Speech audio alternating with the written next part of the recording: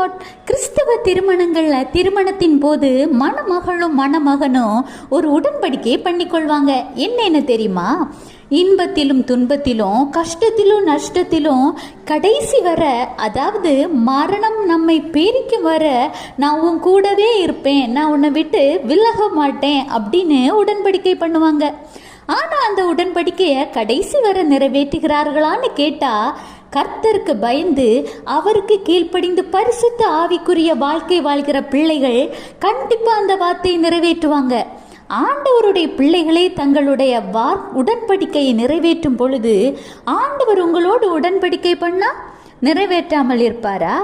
இன்றைக்கு நம்மளுடைய ஆண்டவராகிய இயேசு கிறிஸ்து ஒரு உடன்படிக்கையை உங்களோடு பண்ணுறாரு. என்னன்னு கேட்குறீங்களா?